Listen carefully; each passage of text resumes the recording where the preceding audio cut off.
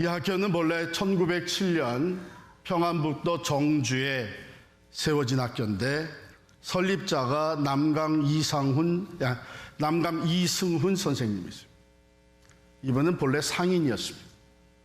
돈을 엄청나게 많이 벌었던 분이셨는데 그가 한 번도 도산 안창호 선생의 연설을 듣게 됐습니다. 그 자리에 참석해서 연설을 듣는데 도산 안창호 선생이 뭐라고 그랬냐면, 나라가 없는데 내 집이 있으면 뭐하나,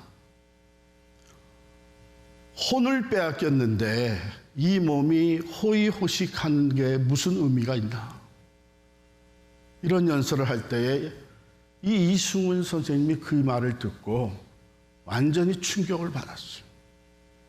그래서 자기 재산을 다 팔아가지고 오산학교를 설립을 합니다.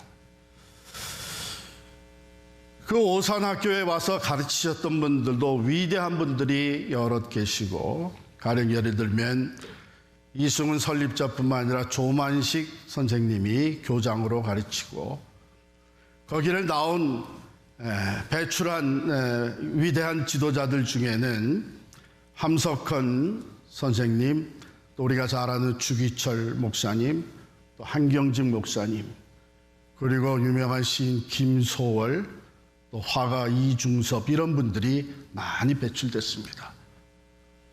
그리고 양춘길이도 거길 나왔습니다.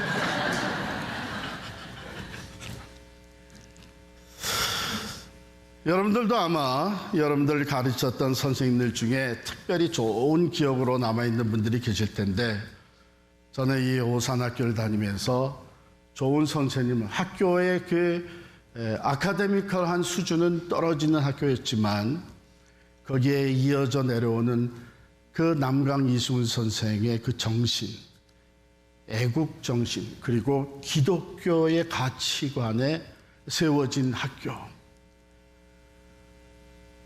그래서 그런 정신을 가지고 와서 가르치셨던 선생님들이 여러 분 계셨거든요. 남강 이승훈 선생님은 이런 얘기를 남겼다고 아직도 기억나는 것이, 교실 앞에 이렇게 액자에다가 써놓은 글을 붙여놓은 게 있는데, 내 유해는 생체 표본을 만들어 학생들을 위하여 쓰게 하라. 그러니까 돈만 다 쏟아본 것이 아니라 자기의 삶, 자기의 몸까지 다 학생들에게 내어준 것입니다. 본래 유언의 전체 내용은 이렇습니다. 결의의 광복을 위하여 힘쓰라. 내 유해는 생체 표본을 만들어 학생들을 위하여 쓰게 하라. 그리고 서로 돕고 낙심하지 말고 쉼 없이 전진하라.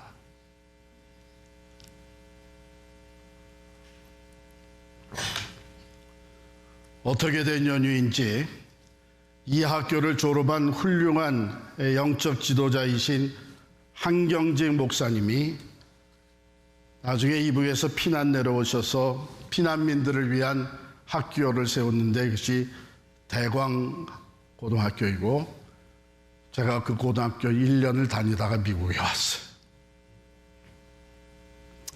어렸을 때 받은 가르침은 좀처럼 사라지질 않는 것 같습니다. 오늘 본문 말씀에 보면 17절에 이렇게 시작이 돼요.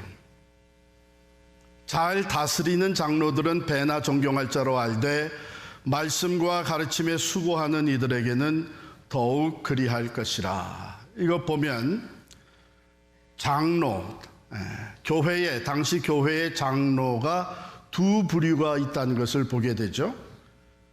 다스리는 장로가 있고 가르치는 장로가 있다. 그래서 오늘날에도 우리 장로 교단에서는 이렇게 호칭을 합니다.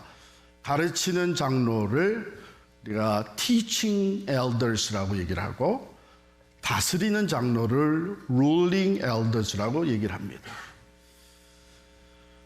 오늘날의 교회, 우리 교회도 보면 교회의 행정과 교인들을 돌보는 장로는 ruling elders, 다스리는 장로고, 설교를 하면서 말씀으로 양육하는 목사는 teaching elders, 가르치는 장로입니다.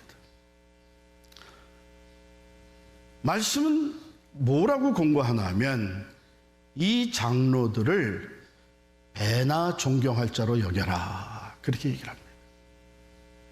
왜요?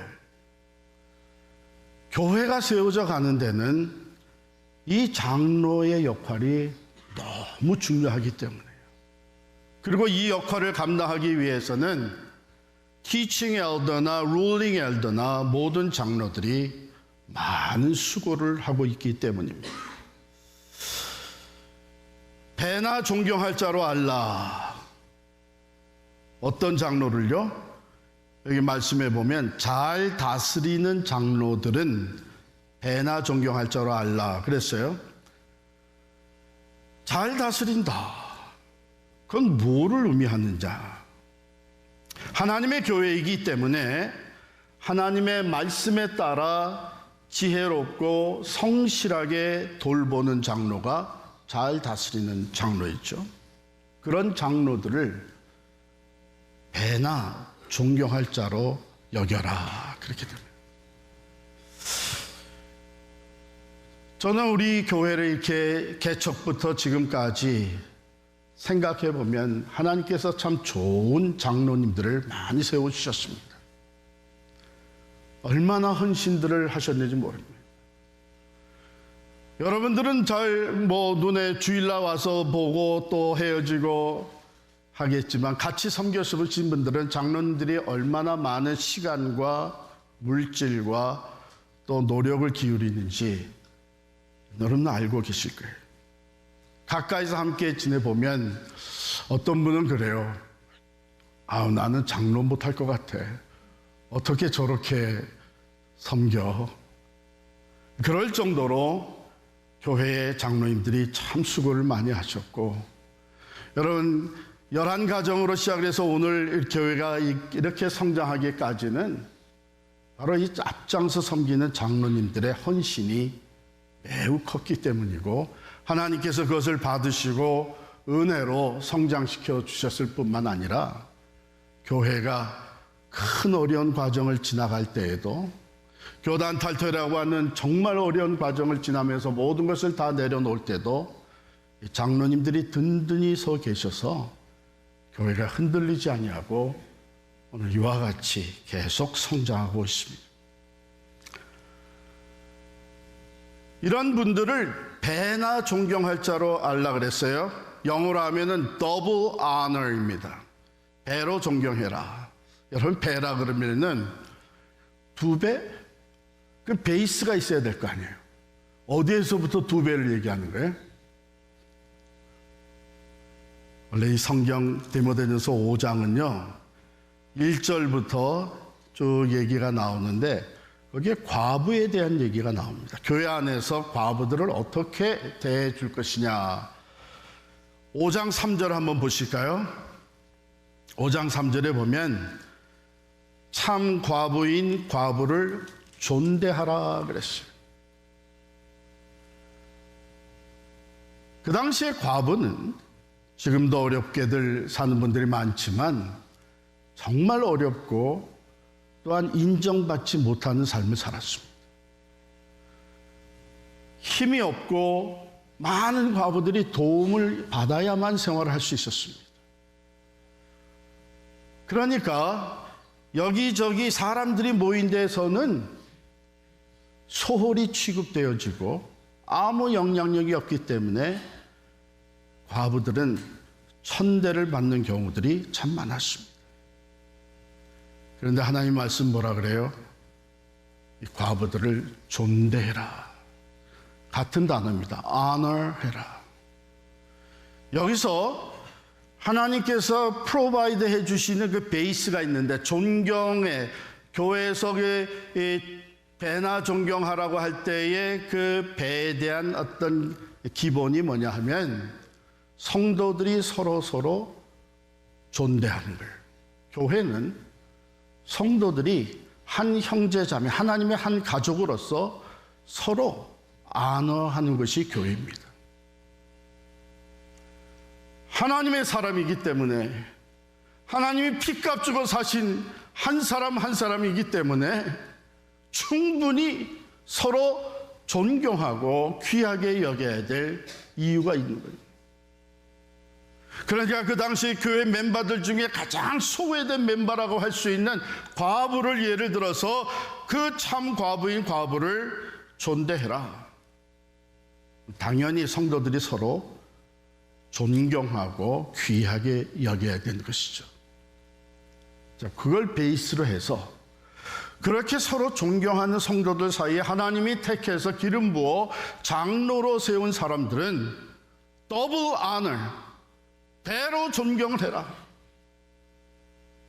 그래야만 교회가 영적으로 든든히 세워지고 질서가 든든히 세워져 가게 되는 거예요.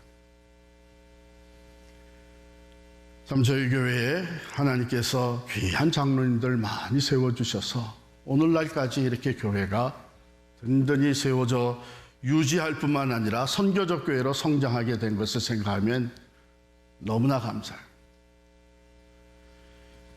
교회에 보면 오늘날에 우리 목사들은 성도들이 종종 대접을 잘해줍니다.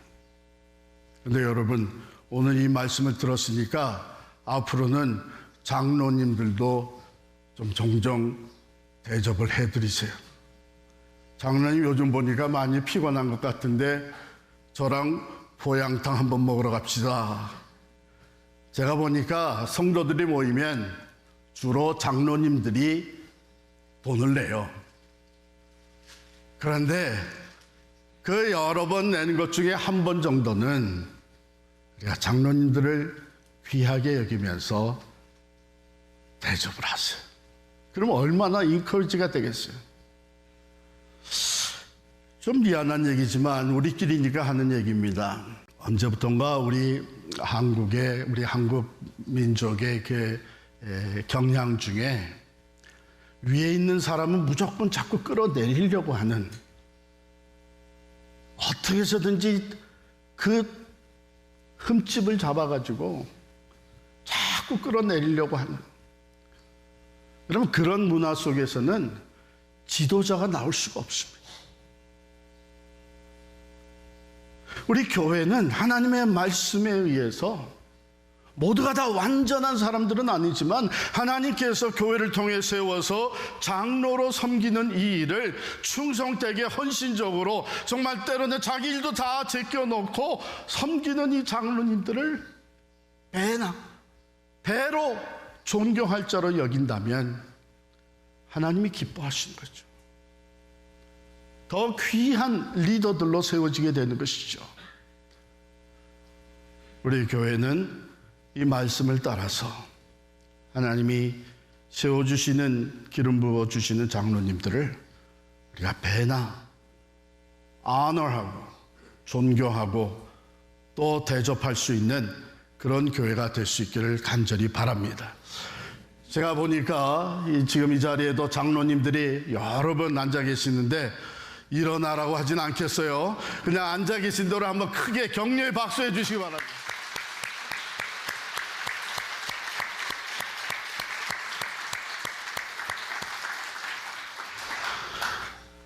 그 다음에 이어지는 말씀, teaching elder, 가르침에 수고하는 장로들은 오늘날에 보면 목회자, 목사, 전도사, 그리고 여기다 포함시킬 수 있는 것은 장로는 아니지만 주일학교 교사가 포함이 됩니다. 말씀을 가르치고 말씀대로 살아가는 본을 보이며 교회를 영적으로 건강하게 세워가는 일이 너무나도 중요하고 어쩌면 가장 중요하기 때문에 여기에 가르침에 수고하는 이들에게는 더욱 그리할 것이니라 이렇게 말씀했어요. 그 다음에 나오는 말씀이 18절에 성경에 일러쓰되 곡식을 밟아 떠는 소의 입에 망을 씌우지 말라 하였고 또 일꾼이 그 싹을 받는 것은 마땅하다. 이 말은 그냥 존경심만 가지고 있는 것이 아니고 실제적인 필요를 채워줘라 하는 그런 말이에요. 목회자들이 전임 사역자로서 교회를 섬길 때에 개인적으로, 가정적으로 필요한 것들이 있잖아요. 그러니까 교회는 그것을 당연히 프로바이드 해줘야 된다는 얘기인데 18절에 먼저 나오는 말씀은 신명기에서 인용한 말씀이에요. 신명기 25장 4절에 곡식을 밟아 떠는 소의 입에 망을 씌우지 말라. 당시에 이제 농사를 해서 추수한 다음에 그 알곡을 챙기기 위해서 이제 곡식을 이렇게 다 밟는 일을 소가 하는 거예요. 그래서 껍질이 벗겨지고 알곡이 이제 골라지고 소가 이제 빙빙 돌면서 하는데 그 소에다가 이방인들의 풍습은 뭐였냐면 이 망을 씌워 놓은 거예요. 왜 씌웠을까요? 밟기만 하지 먹지는 말라는 거죠. 근데 하나님의 말씀은 망을 씌우지 마라. 그 소가 배고프면 먹어야 되는 거죠. 여기에 담겨진 여러분 기본 이렇게 정신을 생각해 보면 하나님은 사람뿐만이 아니라 모든 피조물을 귀하게 여기셔요. 그리고 소가 그것을 배고프면 먹으면서 일을 해야 일을 더 잘할 거 아니에요. 그래서 비록 소이지만 그 수고에 대한 마땅한 보상이 주어져야 된다 하는 말이고요.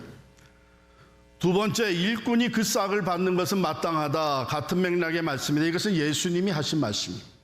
누가복음 10장 7절에 보면 예수님께서 제자들을 사역을 위해서 둘둘씩 파송하시면서 뭐라 그랬냐면 너희는 아무것도 가지고 전대도 가지지 말고 먹을 양식도 가지고 가지 마라. 가서 이 사역을 하게 되면 너희가 일하는 것에 대한 대가는 이 사역에 도움을, 유익을 얻는 사람들이 프로바이드 해줄 것이다. 그렇지 않냐? 일꾼이, 하나님의 일을 하는 그 일꾼들이 그 싹을 받는다는 것은 마땅한 것이니라. 이 두 가지 성경적 근거를 가지고 사도 바울은 교회 목회를 하고 있는 디모데에게 이렇게 권면하고 있는 거예요. 그래서 교회는 사역자들에게, 우리 목회자들에게 개인적으로, 가정적으로 필요한 것이 무엇인지를 잘 살펴서 그 필요한 것을 채워주는 것인데, 여러분 한 가지 조심해야 될 것은 이것을 월급이라고 생각하면 안 돼요. 그건 사회에서 쓰는 말이에요. 사례라는 말을 교회에서는 씁니다. 월급은 왜 단어가 뭐 그게 그거 아니냐 얘기할 수 있는데, 월급이라는 단어는 기본적으로 우리에게 어떤 컨셉으로 들어오냐 하면 고용주가 있고 고용인이 있습니다. 고용주가 일하는 인플로이에 대해서 그 일한 것만큼 챙겨주는 것이 월급이에요. 그런데 이 사례라는 말은 아까 존경하다고 하는 영어의 honor라고 하는 말에서 비롯되는 말인데 honorarium이라고 하는 단어를 씁니다. honorarium. 그것은 사례, 감사의 마음을 가지고 예를 표하는 것이 사례예요. 여러분, 우리가 교회에서 사용하는 단어 중에 우리 성도들은 일요일이라는 말을 우리끼리는 잘 안 쓰죠. 뭐라 그래요? 주일이라고 하죠. 왜냐하면 주의 날이기 때문에, 또 Lord's Day이기 때문에 우리는 주일이라고 얘기하면 벌써 확 와닿는 게 뭐예요? 그럼 주일 예배 드리러 가는 날이다. 그런데 일요일 하게 되면 확 와닿는 게 뭐예요? 놀러 가는 날이다. 이 단어가 사실은 적지 않은 영향을 끼칩니다. 그러므로 교회의 목회자들에게 그 필요를 살펴서 그걸 채워주는 일은 이 사례가 되는 것이고, 목회자가 화려하게 사는 것은 목회자를 망치는 것입니다. 그러나 필요한 만큼 제공을 해줌으로 말미암아 생활에 염려 없이 마음껏 목회를 할 수 있도록 돕는 것이 교회가 해야 되는 일입니다.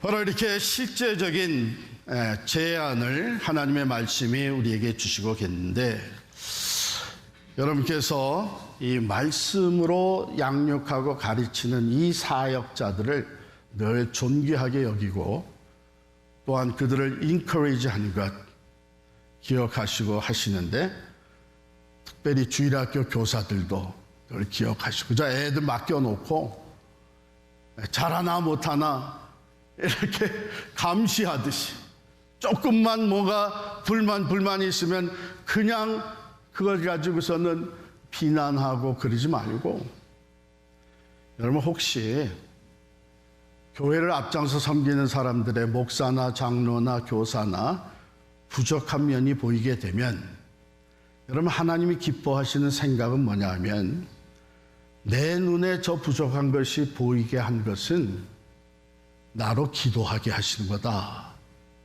이렇게 받아들이면 하나님이 기뻐하시고 공동체의 덕이 됩니다. 완전한 사람이 누가 있어요? 그래서 부족한 면이 보이게 되면 어쩌면 가까이서 섬기는 사람에게는 더 많이 보이겠죠.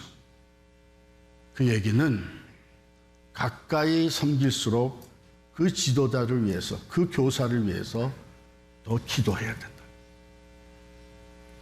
하나님이 이런 원리를 우리에게 제시함으로써 그리스도의 몸된 교회가 영적으로 건강하게 그리고 질서 있게 성장해 가기를 원하십니다.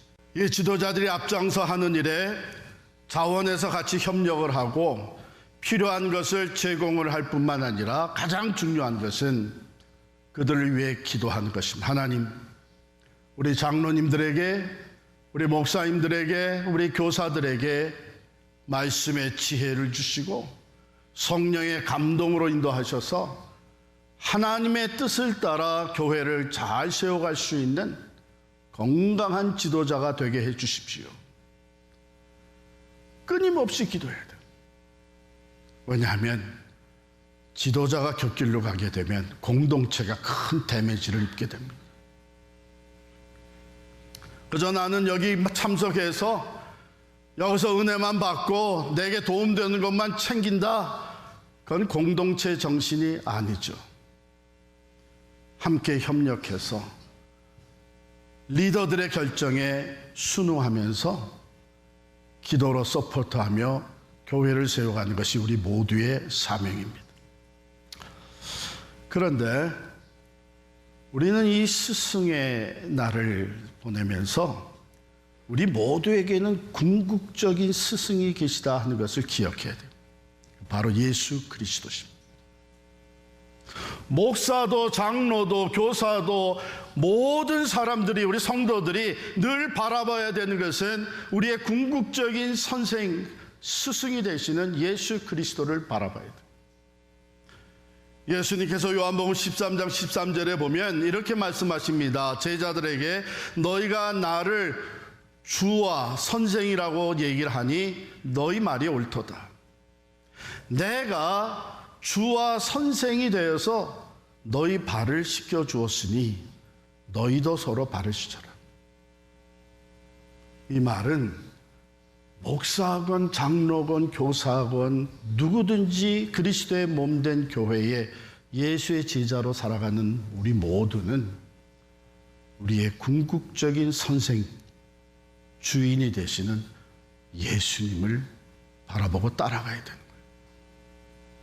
그럴 때에 우리 교회는 예수 그리스도 중심으로 리더십을 발휘하는 장로들이 세워지고, 목사들이 헌신을 하고, 교사들이 예수 그리스도의 닮은 본을 더 보이기 시작을 하고, 교회는 영적으로 건강하고 또한 세상을 변화시킬 수 있는 능력 있는 교회로 세워져 가게 될 줄을 믿습니다. 사랑하는 성도 여러분, 오늘 주신 말씀대로 하나님의 교회에 세워주신 장로들을 배나 존경할 자로 여기고 그들을 위해 끊임없이 기도하며 그들이 앞장서 섬기는 일에 물질적으로 또 우리의 몸으로 같이 협력하면서 우리 필그림 선교 교회를 든든히 세워가는 우리 모두가 될 수 있기를 간절히 축원합니다.